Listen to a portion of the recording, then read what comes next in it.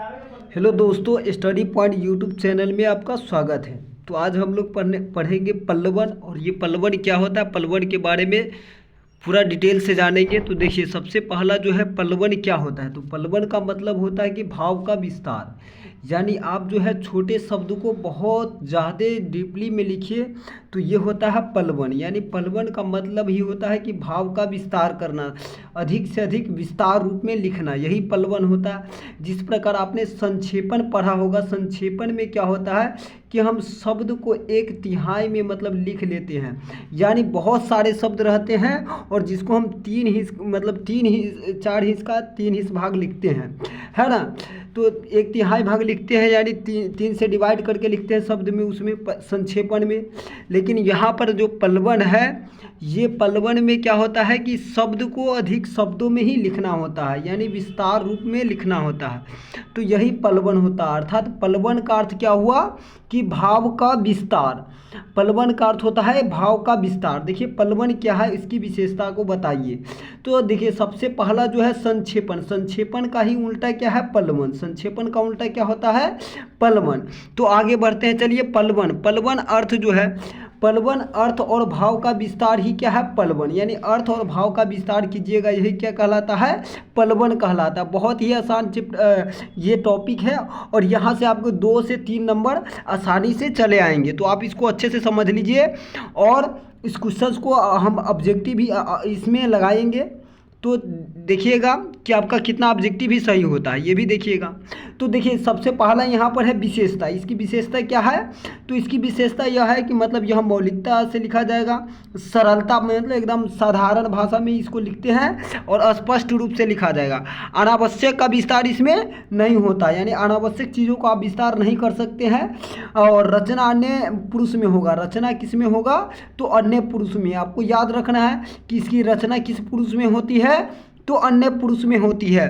तो चलिए आगे की ओर बढ़ते हैं।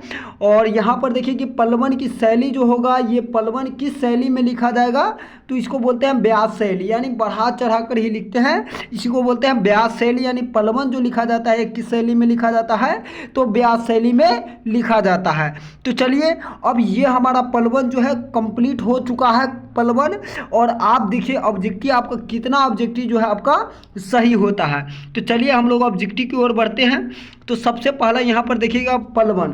पल्लवन की भाषा क्या होनी चाहिए, तो पल्लवन की भाषा जो है स्पष्ट भी होना चाहिए, प्रांजल और पारदर्शी। यानी उपर्युक्त इसका राइट आंसर हो जाएगा, उपर्युक्त सभी। पल्लवन की शैली कैसी होनी चाहिए, तो हमने आपको अभी ही बताया कि पल्लवन की शैली कैसी होनी चाहिए, तो व्यास शैली की होनी चाहिए पल्लवन। हाँ, चलिए आगे की ओर बढ़ते हैं कि पल्लवन का दूसरा नाम क्या है। अगर कोई पूछे पल्लवन का दूसरा नाम क्या है, तो पल्लवन का मतलब ही होता है भाव का विस्तारण। यानी पल्लवन का दूसरा नाम क्या है, भाव का विस्तारण। तो चलिए आगे की ओर बढ़ते हैं। पल्लवन जो है, पल्लवन और कुछ नहीं वरन यह सहज प्रक्रिया है बिंदु से वृत्त बनाने की, या चीज से वृक्ष बनाने की, या कली से फूल बनाने की, या इनमें से सभी। तो इसका राइट आंसर हो जाएगा इनमें से सभी। पल्लवन में क्या होता है, तो देखिए पल्लवन में भाव का विस्तार होता है। पल्लवन में क्या कीजिएगा कि भाव का विस्तार कीजिए, यानी बहुत छोटे शब्द को बड़ा बनाइएगा। पल्लवन का मूल कथन रहता है, तो पल्लवन का मूल कथन क्या रहता है, पल्लवन का मूल कथन जो रहता है ये साधारण रहता है, या भाव गर्भित रहता है, या मुहावरावंश रहता है, या इनमें से कोई नहीं। तो भाव गर्भित रहता है, यानी पल्लवन का मूल कथन क्या रहता है, भाव गर्भित रहता है। तो पल्लवन होता है, देखिए पल्लवन कहाँ होता है, किसी भाव के समाहार में, या किसी भाव का विस्तार करने में, तो किसी भाव का विस्तार में, यही होता है। पल्लवन शब्द का शाब्दिक अर्थ होता है, तो पल्लवन शब्द का शाब्दिक अर्थ क्या हुआ कि विस्तार या फैलाव। इसको जितना बढ़ा चढ़ा के लिखिए, यही होता है पल्लवन। तो पल्लवन का मतलब क्या है, विस्तार या फैलाव। पल्लवन किसी भाव को किस रूप में व्यक्त करता है, तो पल्लवन किसी भी भाव को किस रूप में व्यक्त करेगा, विस्तार रूप में व्यक्त करेगा। किस रूप में, विस्तार रूप में। चलिए आगे की ओर बढ़ते हैं।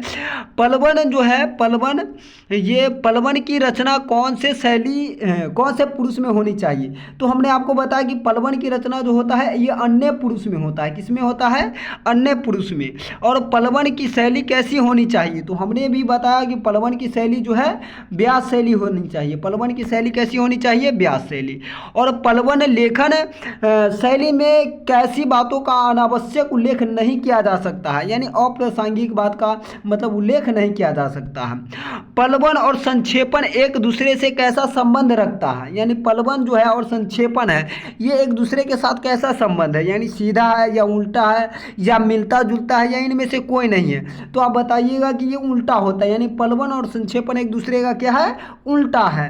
पलवन में कैसा गुण होता है, बहुत आसान क्वेश्चन है। तो पलवन संक्षेप में लिखिएगा क्या, बताइए। संक्षेप का मतलब हुआ छोटा में लिखिएगा इसको, तो हम लोग छोटा पलवन को बढ़ा चढ़ा कर लिखा जाता है, अर्थात पलवन का मतलब हुआ निबंधात्मक। क्या हुआ, निबंधात्मक।